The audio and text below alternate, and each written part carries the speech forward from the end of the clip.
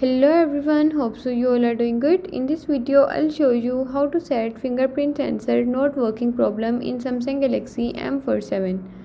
Before starting the video, don't forget to subscribe and watch our complete video.